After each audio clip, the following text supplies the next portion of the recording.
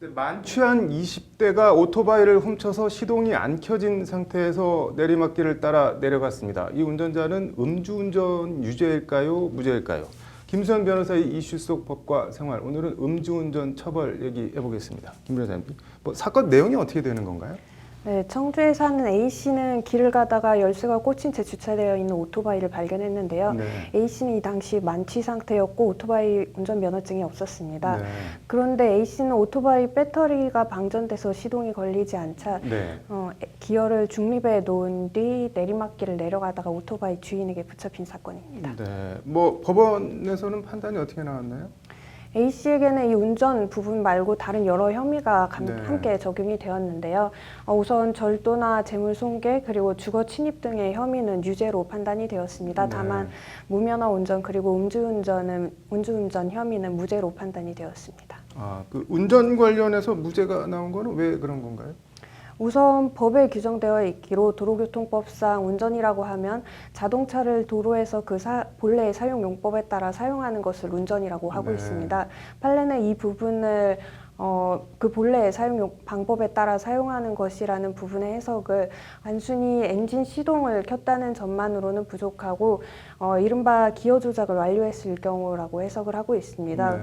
그런데 이 사안에서는 우선 엔진 시동을 켜서 그 동력으로 오토바이를 이동한 것이 아니라 엔진 시동을 켜지 않은 채로 단지 내리막길에서 그 경사로를 통해서 이동한 것일 뿐이기 네. 때문에 법원이 운전이라고 보지 않은 것입니다. 그러면은 일단 시동을 켜는 게 그 일종의 음주운전의 전제 조건 같은 게 되는 건가요? 네, 그렇습니다. 시동을 켜서 기어 조작을 네. 해야 이제 운전이라고 보고 있기 때문인데요.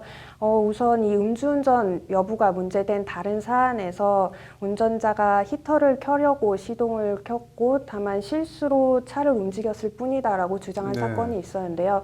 법원은 당시 이 사건에서 운전자가 기어를 드라이브에 놓고 브레이크를 밟고 있었다는 점을 근거로 자동차를 그 본래의 사용 방법에 따라서 사용을 했고 네. 이 운전자에게는 운전을 할 고의가 충분히 있었다라고 판단해서 음주운전 부분을 유죄라고 판단한 사안이 있습니다. 그럼 실수든 뭐든 일단 시동을 켜고 기어를 조작해서 움직이면 또 무조건 그럼 음주운전이 되는 건가요?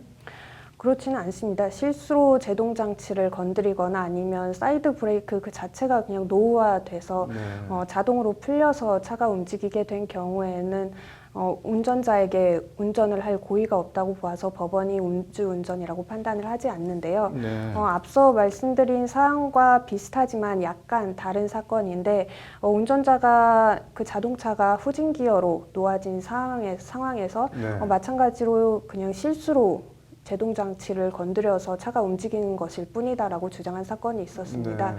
법원은 이 사건에서 후진 기어로 놓아졌고 그 자동차가 있었던 공간을 봤을 때 당시 후진을 할 만한 공간이 없었기 때문에 또 다른 어떤 재반 사정들을 고려했을 때 이 운전자에게 운전을 할 고의가 있었다고 보이지 않는다. 따라서 음주운전에는 해당이 네. 되지 않는다 이렇게 판단한 사건도 있습니다. 도로 한가운데 이렇게 시동 켜놓고 잠들어 있는 건 어떻게 되나? 이거 차가 어디서 저절로 나타났을 리는 없고.